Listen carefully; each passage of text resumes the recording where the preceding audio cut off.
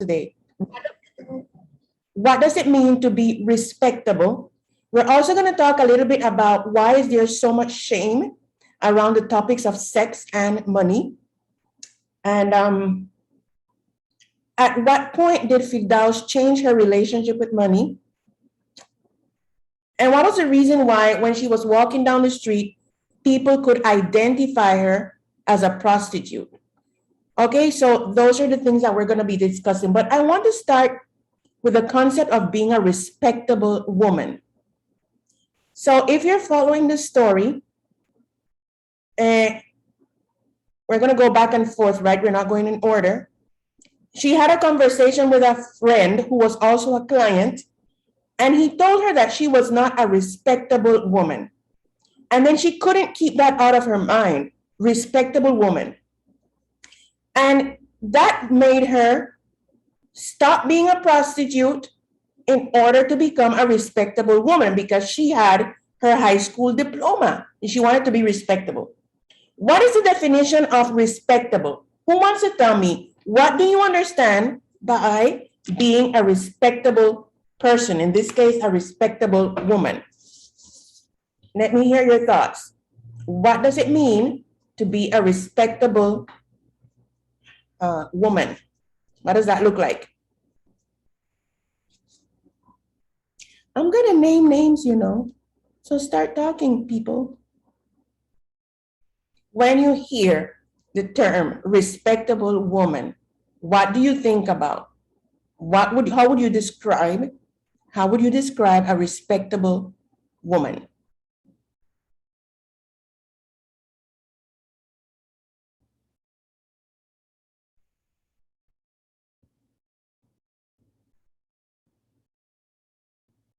Come on, people. How would you describe a respectable woman? Okay, so let's start naming names. Mary Foster, how would you define, or what does it mean when you hear the term respectable? What is a respectable woman? Okay, for those of you joining us late, we're talking about that point in which Firdaus realized through the words of a client that she was not a respectable woman, and she decided that she wanted to be a respectable woman. But what exactly is a respectable woman? Talk to me. Go ahead, Mary Foster. The first thing that maybe is the general idea of society, respectable woman idea, is someone that a woman or a person that is independent and has their own things and win life like by herself without anything else. Like that's how I see it. A respectable person that wins things independently. And yeah, that's how I see it. Okay, good. But take into consideration, that's a great definition, Mary, but take into consideration that she was a prostitute and the person told her, you are not a respectable woman. So can somebody be a prostitute and be a respectable woman? What does it mean to be respectable? Anybody else? Before I name names. First question, can a prostitute be respectable?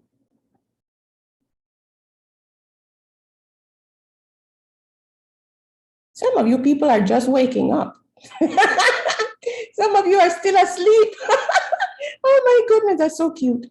Okay, so let's go with Diana Otero. Talk to me. Can a prostitute be respectable, and what does it mean to be respectable? I think that yes, a prostitute can be respectable because it doesn't matter in what you work or what you do. Respect is basic human right, so everyone deserves it. And what is respectable? I think it's like a person that knows how to prioritize themselves, what is good for them, and then the other things. Okay. So that's a great answer, Diane. So when Firdaus's client told her that she was not a respectable woman, and then she stopped being a prostitute at that moment and decided to find a job, what was the definition that she was giving to being a respectable woman? Aranza. Why did she feel that she had to change jobs in order to be respectable?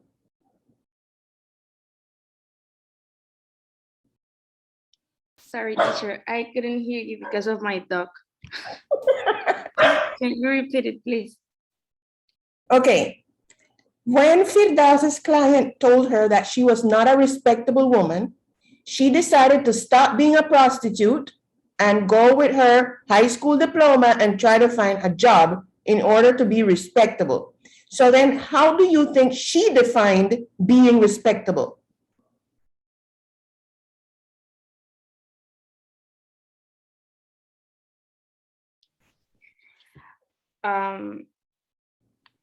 Maybe not being with a lot of men. Maybe that's the definition for her of being respectable. I don't know, maybe. Okay. Anybody else wants to add, Mandisa? I think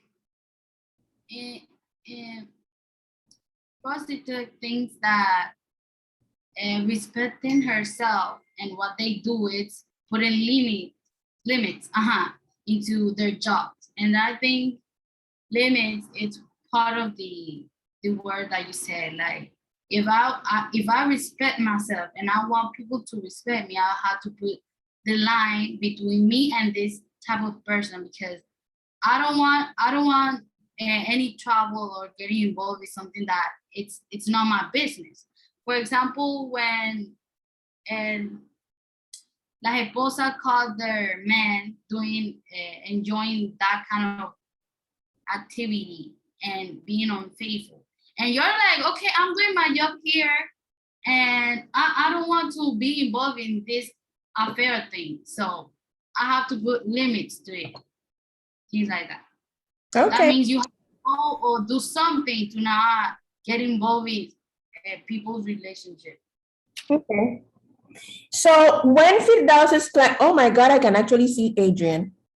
Oh my goodness, I have not seen your face in such a long time. Wow. So when Firdaus's client told her that she was not respectable, and she decided to define respectability as not being a prostitute, who was judging her? Janice, hello. Who was judging Firdaus? Was it the client judging her, society judging her, or was she judging herself? Okay, she had this client. Client told her, you're not respectable. She got traumatized and decided to become respectable. So she stopped being a prostitute and went out to look for a job. Who was judging her? The client, society, or herself? What do you think?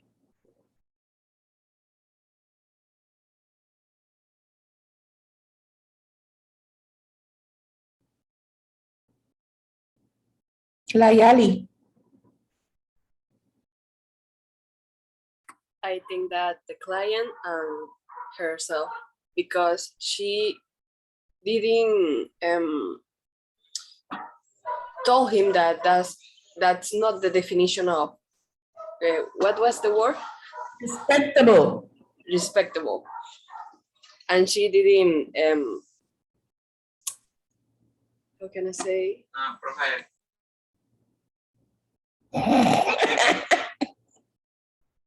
Y'all have some stuff going on in those houses today.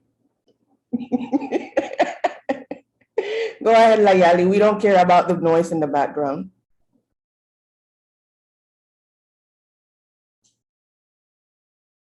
Okay, I think that she didn't put herself. I don't know how to say that. No puso su, no se puso ella misma en una forma de respeto. She didn't respect herself. Ah, Okay, now that's a good point, because we would feel like, oh, the client was judging her. And yes, he was. But ultimately, what made her change was that she was judging herself, that she was thinking she was not being respectable. So then that means that maybe she thought that there was something wrong with being a prostitute.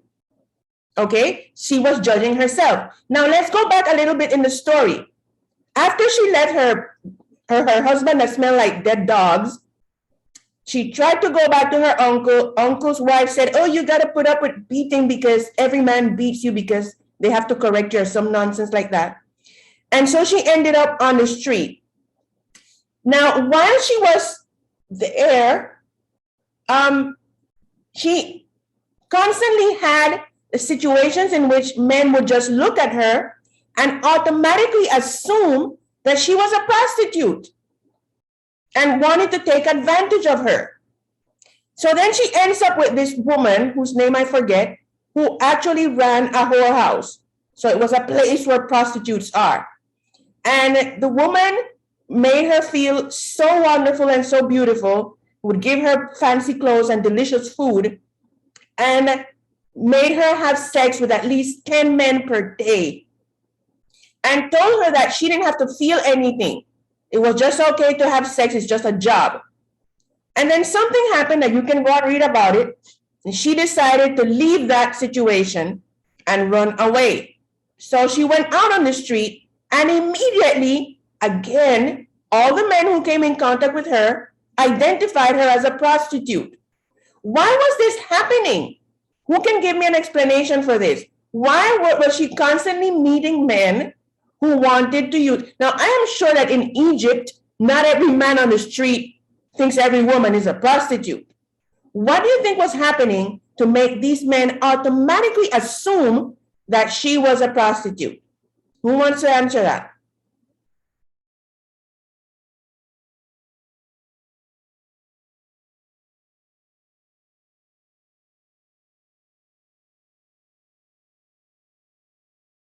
Or you don't know? Nobody knows? Who has an idea what it could be?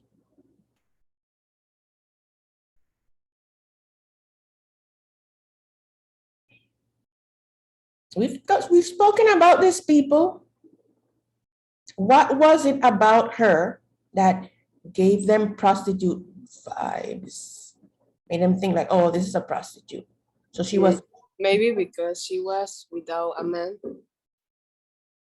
okay. That could be part of it. She was walking the streets without a man. What else? What was given them The perfect clothes that she used. the perfect what? Clothes. Okay, the perfect clothes that she used. Good. Let's go even deeper. What else could it be?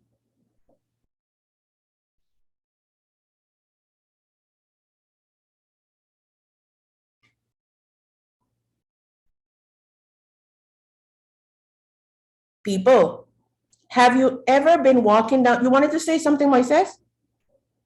No? Have you ever been walking down the street and you come in contact with somebody and you just feel like, has that ever happened to you? Do you ever walk down the streets? Have you been walking down the street? No, you're locked up at home. But has it ever happened to any of you that you just meet somebody and you immediately feel like, oh, yes? What is that? What do you call that? What is that thing? Is that like all made up? Is that real? What is that? Do you mean like the feeling? Mm-hmm. Instinct? Instinct. Probably instinct. What else? What else could it be other than instinct? What else? I think it's prejudice. You think it's prejudice? Okay, good. What else? Intuition. Okay, Eduardo says intuition, Mandisa says vibes. Anybody else? Okay, I'm going to tell you what happened to me one time many years ago, a long time ago. So I was walking down the street. At that time, I used to go early on Sunday mornings. I used to travel from Chorrera to Colón to teach a class. Now, I was born in Colón, and I lived there for a few years. Not a long time, but I lived there for a few years. So I pretty much know all the streets, and I have this don't mess with me attitude, right? So it was like 7 in the morning when I got there, and I decided to walk to the supermarket and buy empanada or something. No, I actually went to Pio Pio. I didn't go to the supermarket. So I'm walking back from Pio Pio with my little empanada in my bag. And I'm walking on the sidewalk, and I see this guy coming towards me, and I just got really bad vibes. I'm not prejudiced in this case because, like I said, I'm from Cologne. But this guy was like at a distance of probably like 15 meters. And I just felt like, ooh. And he was just one guy walking normally, minding his business. So if any of you have ever been to Cologne, in the middle of the city, there's a park runs through all the 16 streets of the city, right? This big park in the middle. So I crossed and I started walking in the park. And then he passed, and then I crossed back and went to where I was going. I don't know what that is. Okay, it was 7 o'clock in the morning, but I felt something really deep inside of me telling me, cross the street. And I did. What was that? It could be prejudice. I don't think so. It could be vibes or instinct or intuition, but that is exactly whatever it is people felt, or particularly men, when they looked at Firdaus. Let me tell you a little secret. And this is a secret a lot of people are not going to tell you. It's a secret. And we spoke about this last time because I remember saying this. Every single person carries an invisible sign on his or her forehead. And that invisible sign tells people who you are and how to treat you. I'm sorry, it sounds horrible, but I have found that it's true. So if you go through life, for instance, with low self-esteem and you think you're mosca para en la pared, somehow the people who come in contact with you are going to feel like you think that you are a mosca para en la pared, and they're going to swat you like a mosca para en la pared. And that's one of the reasons why I told you last time, you building up your self-esteem is exactly what you need to do to be able to move above predatory behavior. So how do you think Firdaus felt? She had nowhere to go. Nobody loved her. This lady at the prostitute house the whorehouse was taking advantage of her. The guy at the whorehouse who said he was going to rescue her was really just probably wanting to use her as a prostitute. And so she runs out on the street only with her little bag with her diploma in it. What do you think she was feeling about herself? Was she walking down the street confidently saying, I am a worthy human. I deserve to be loved. I deserve to live a good life? Were those the thoughts going through her head? No. What kind of thoughts do you think were going through her head? Now, I'm not, and I don't want anybody to misinterpret this and say you're looking for abuse. No, that's not what I'm saying. What I'm saying is that your self-esteem plays a huge role in this. So who wants to tell me what thoughts do you think were going through Firdaus's head? What was she thinking about herself as she ran down the street with her little bag?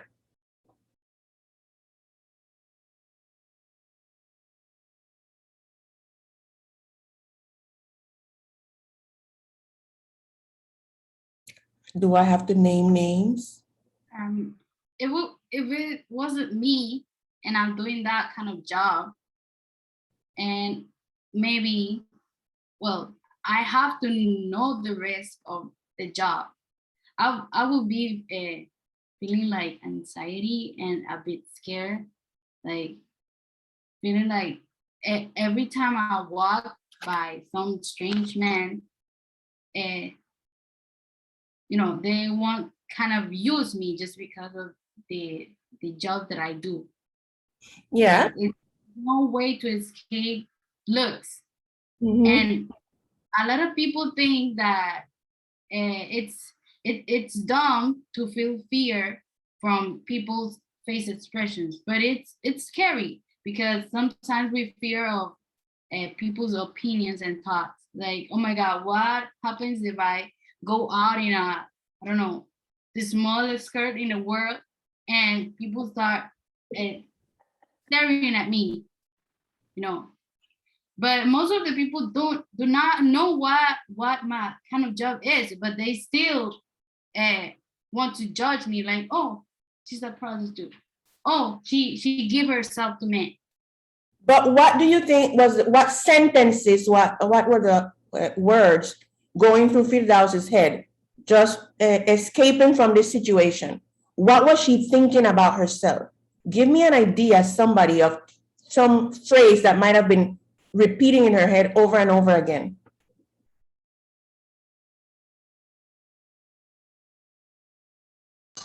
I'm dirty.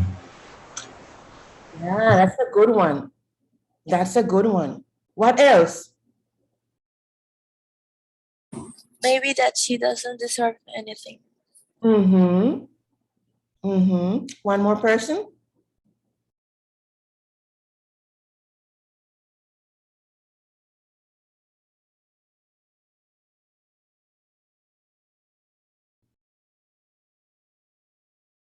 Hello? Okay, so Eduardo said she might have been repeating to herself, I'm dirty. Mary says that she might have been saying that she doesn't deserve anything. What else do you think she could have been repeating to herself? One more person.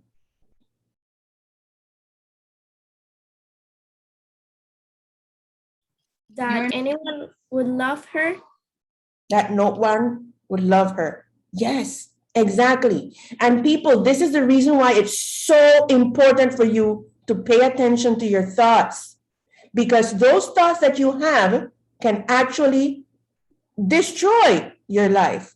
So if she's walking down the street thinking, I'm dirty, nobody's going to love me, I don't deserve anything, without even wanting to, she's going to, okay, so vibes does not sound right, but she's going to walk in a certain way that shows her thoughts of unworthiness.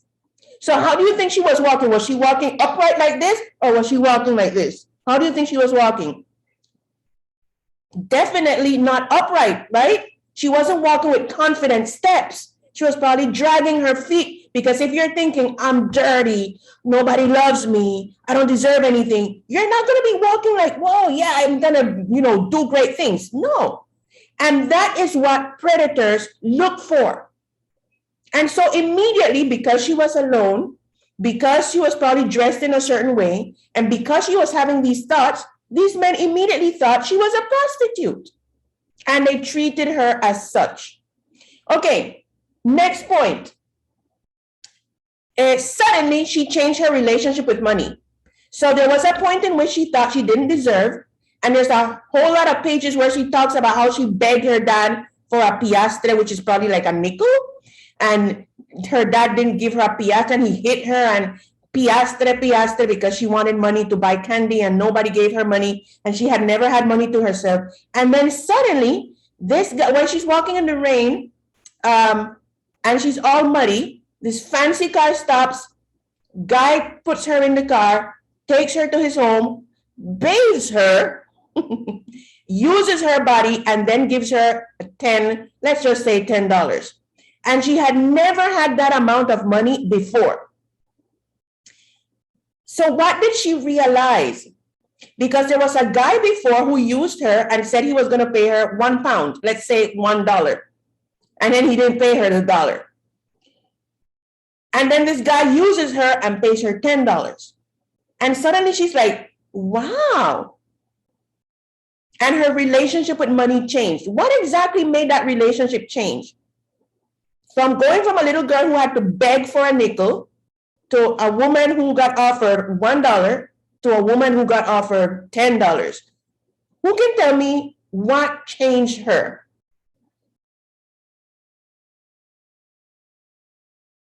As ridiculous as it sounds, what did she realize about herself?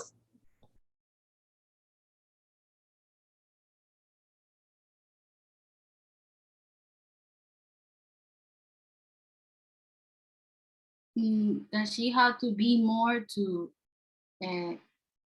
give take more. I don't know how Okay. to have more.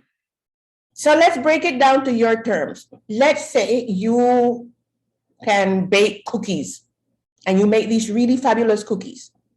And then you find a person who wants to pay you 10 cents for your cookies, and then you find a person who wants to pay you $10 for your cookies, what would change in your mind? The same cookies, this person wanted to give you 10 cents, this other person wants to give you $10. What would change in your mind about yourself? What thoughts about yourself would change in your mind? Who wants to tell me? I'm gonna name names. Who's been silent? Janice G. Talk to me. If you made really delicious cookies and somebody said, oh, that's only 10 cents, and then another person came and said, oh, I'm going to give you $10, what would change? What thoughts about yourself would change?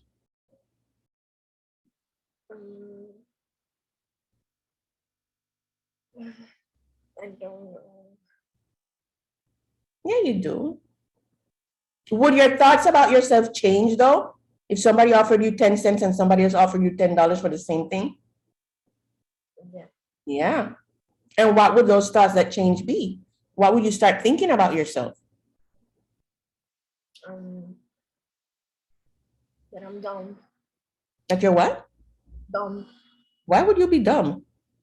I don't know. Like, why was the price so low? Mm-hmm. But let's look at it from the positive aspect. Now that somebody has offered you $10, what would you think about yourself? That I need to raise the price. Exactly. Because the product that you have is worth more, right? Okay, so when this happened to Firdaus, it changed her thoughts about herself. Like, oh, I'm not a £1 prostitute or $1 prostitute. I'm a $10 prostitute. And then we find that the next guy that came around, he wanted to offer her $10 and she said, no, I want 20. Okay, because she started realizing that whatever it was she was giving was worth 20 pounds or $20. Let's say dollars because we understand dollars. Okay. Now, let's talk a little bit about the whole aspect of shame that society has built around the concepts of sex and the concept of money. And these two things might seem like they have nothing in common, but they probably do. Why is there so much shame around these two concepts? For instance, when I was growing up and somebody would give you money like for a gift or to help you with something, they would always roll it up and fold it up and kind of like just put it in your hand like with a handshake. Why? Why do we always hide money? And the same thing happens with sex. Well, nobody rolls it up and gives you like a handshake, but it's a topic nobody wants to talk about. I mean, your grandparents had sex. That's why you're here. Your parents had sex. That's why you're here. But everybody, the topic of sex, oh, no, delante de los niños, no hablemos de eso. No. Why? Who wants to tell me why there's so much shame in those two topics? The topic of money, like nobody, you cannot ask somebody cuánto ganas. Because, no, ¿cuál es tu salario? In fact, once I worked at a school in which we got a letter, the principal sent us a letter that said that if anybody was caught asking other teachers about their salary, you'd be fired immediately. Why? Why all the shame around the topic of money and sex? So let's go in order, starting at the top of my screen. Sorry, Diane, it's you. Talk to me. Why do you think there's so much shame around these topics? Pick any of the two, money or sex. Which one? Why do you think there's shame?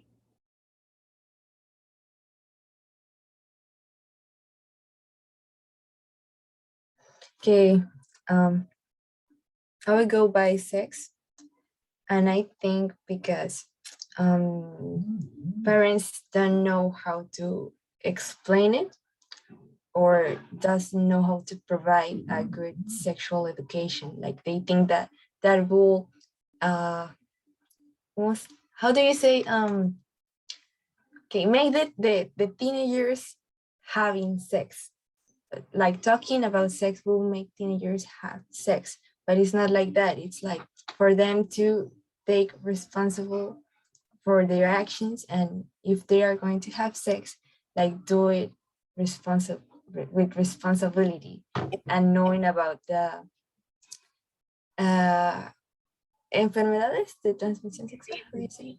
Sexually Yeah. transmitted diseases, STDs. Yeah. Yeah, STDs. So That's a great point, Diane. That people think that because you talk about sex, kids are gonna go have sex. When I was 12 years old, a long time ago, I lived in a country in Curacao, little island that at that time it belonged to the Netherlands. I don't know if they still do. I don't know. Anyway, so all of the schools and all of our teachers were mostly Dutch people, right? People who came from the Netherlands to live there to be whatever. Thing is, they have always had a very much more advanced free-for-all mentality than those of us who are used to this part of the world. And when I was 12 years old, I was in what would be probably considered seventh or eighth grade. Our biology teacher, because we got biology in seventh grade, don't ask, it's a whole thing. Our biology teacher gave us condoms. We were 12, 13, 11, some kids. They gave us condoms. And none of us went out and had sex. Like, oh, I got a condom, I gotta use it. No, we did not. They gave us condom, precisely what you're saying, Diane, because they wanted us to make intelligent decisions. Nobody went out and had sex. So yeah, okay, let's go next on my screen. Mandisa, why so much shame around sex or money? Pick one of the two. Why do you think there's so much shame?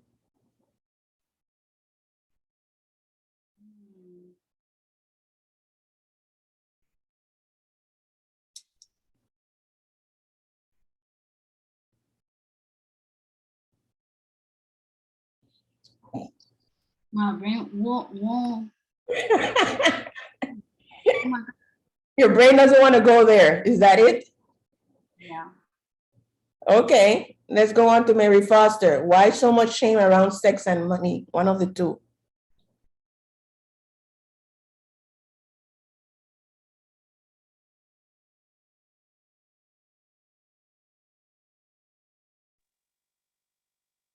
I don't know why.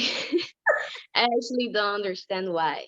Like I've always like seen people. I would maybe talk about money. I always like seeing people doing what you said, like hide the money or pass the money without people around noticing. But I don't understand why. Like is money related to something bad, or having money is related to something bad, or what? Maybe I don't know. People will say associate money with things that are not right, or how do you say topics, how do you say negocios, Business. yeah, businesses, like illegal businesses, or that you don't relate to the money you're giving, maybe, but I don't know why there is like that shame around money. Aranza, what do you have to say? I want to talk about money. I really don't understand what's the thing about hiding how much salary do you have or that kind of thing. I don't really understand that. But maybe it's like to avoid that people wants to take advantage of you, like pedir prestado, Borrow. borrow money, or they will just try to manipulate you so that you give them money. Maybe it's like in that way that people always hide how many money they owe and that kind of things. Layali?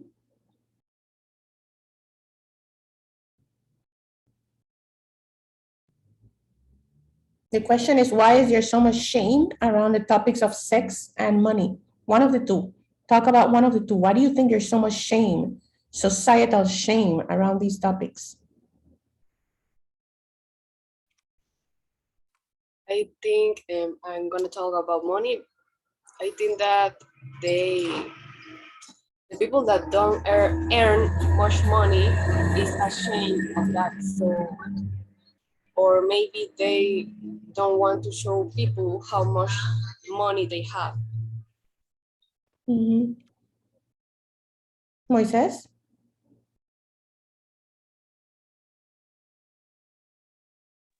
Well, I think that people often relate their self-worth to how much money they have or how much money they make. And so it could be offensive if you ask, I mean, they could see it as offensive. I don't know about that because I do not have a salary. But some people might that don't have much money, they could feel bad if someone asks them like, how much do you earn? And they're like, oh, I earn ¿cómo se dice salario mínimo? Minimum wage. And so they might feel bad because the other person has more money and more things. And so because they relate their money to their self-worth and how good off they are as people in society, and that's why they might think like, oh, me están menospreciando. Mhm. Mhm. Yeah, Sally?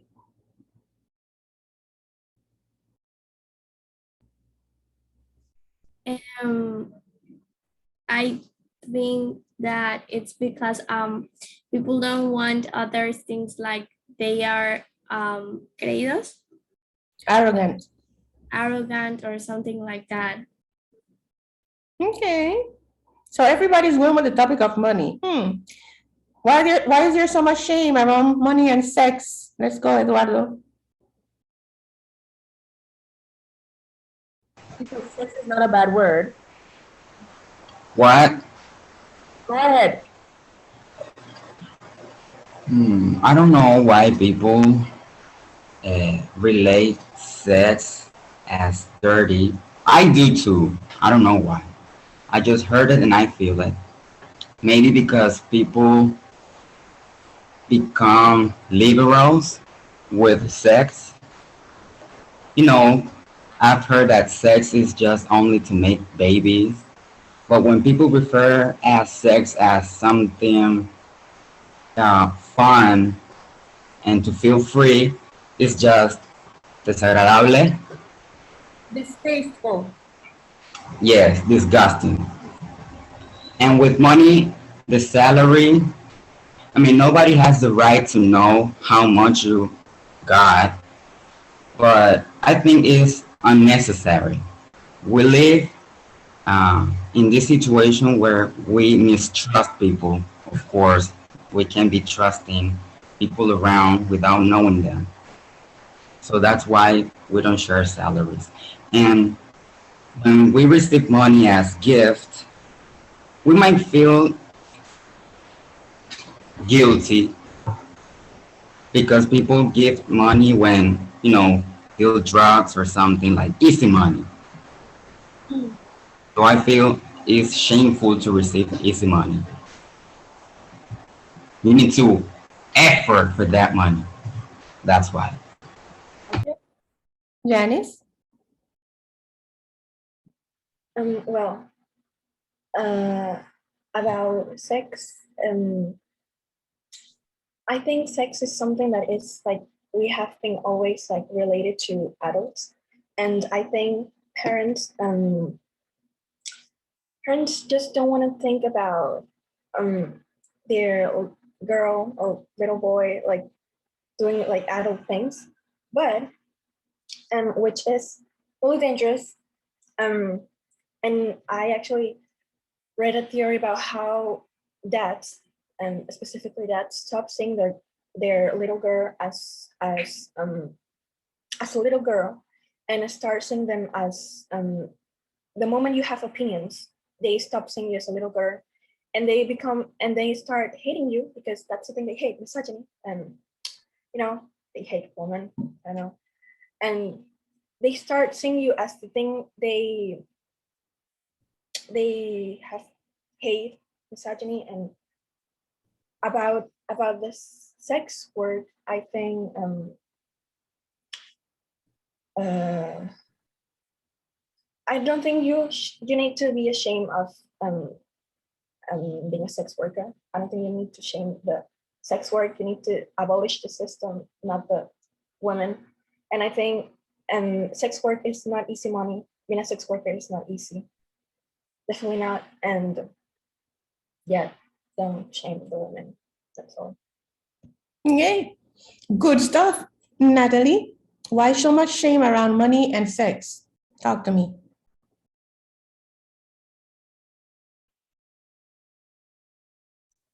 Okay, I think that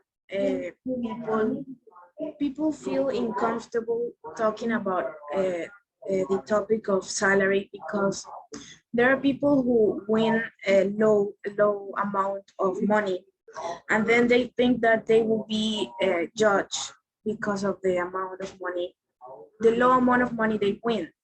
And in the other part, people who win a bit more of money, they think that they will be like demonstrating that they are like trying to demonstrate that they are superior. So for them to not people not think like that about them, they prefer to keep it in a secret. Mm-hmm. Adrian, why so much shame surrounding the topics of sex and money? Honestly, can I talk briefly about both of them? Because I feel like, so when it comes to money, it's not an easy answer because it's like multiple things have built up to this idea that money is like something that's personal. Mm. Because like before money or the idea that we have money, we use like spices and things to trade, right? But we typically used to keep it in safes and like vessels and like have it on us because we didn't want it to be stolen by someone else. So when we like evolve to using currency, we tend to like be really like personal about it because well we earn it and we don't want anybody else taking it. But at the same time, there's like other powers like the church and like companies that wants to like you said, there was this job that you had that they didn't want to discuss your salary. But that's at least I believe that it will be because you don't want your employees finding out that perhaps the boss is making more money than you when he's not working as hard, or the Mr. Johnson is earning twice your amount and he's not doing anything, he doesn't even show up to work. And then you have church telling you that you don't have to be like greedy about money. So like all these ideas tend to like clash between one another, and people don't want to talk about money because it really is something that we've been indoctrinized at this point. Indoctrinated. Indoctrinated. So I feel like that's why people really don't like to talk about money. It's like multiple things about history that has taught us that money is ours and we should discuss it. Mm-hmm. And well, sex is just like because we tend to think about it like more personal. It's really like we don't like to talk about it because it's something that we do with a significant other. And you wouldn't want to discuss that with someone that's not really a significant other. Mm-hmm. So eventually people have built up like this idea that you don't need to talk about sex with someone that you are not a partner with. Mm-hmm. And that's why a lot of people are uncomfortable talking about it. Okay, good stuff. Mary?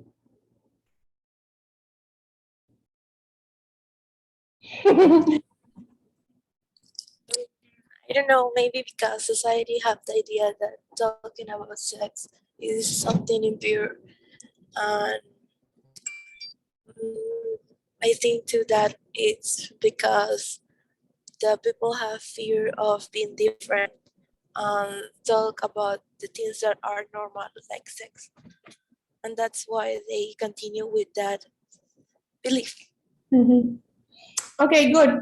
Good stuff, kids. The thing is this, if we continue making the topic of sex, for instance, something to be ashamed of, kids are going to continue to hide to have sex because kids like everything that their parents don't want them to do. And we're going to continue to have these ridiculous amounts of little girls, 12 and 13, having babies for old men. That's another topic. So it's not like we should just be openly telling people go have sex, but open the conversation. Talk to kids about sex. Even you at your age, talk to the younger kids about sex. Tell them it's not dirty. Your grandmama had sex. No, don't tell them that. But, you know, be open about the topic, because everything that is hidden is going to make people, it's going to create this whole morbid vibe about it. And about money, we need to change those ideas that money is bad. Because you can't go to the supermarket and buy food with hugs and kisses and love. You need to have money. When a little kid says, oh, when I grow up, I want to be rich, everybody looks at him like, oh my God, that's so horrible. No, who would want to be poor? Why should he say he wants to be poor? When you're rich, you can actually help more people. But the whole concept of shame around sex and money, you have to make up your mind that it's going to stop with you. It has to stop with you, because we have been dragging this nonsense on for hundreds of years.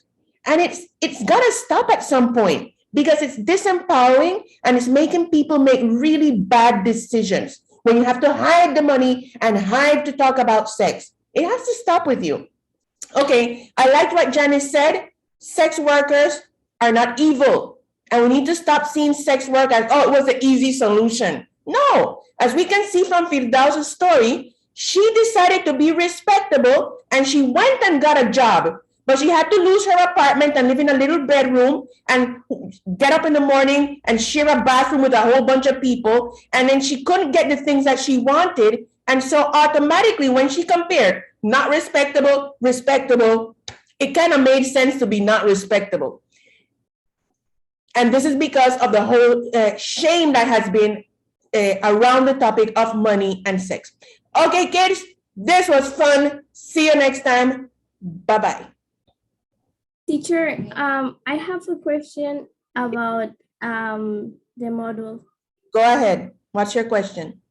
I don't understand the first question, so I think that you can explain to me.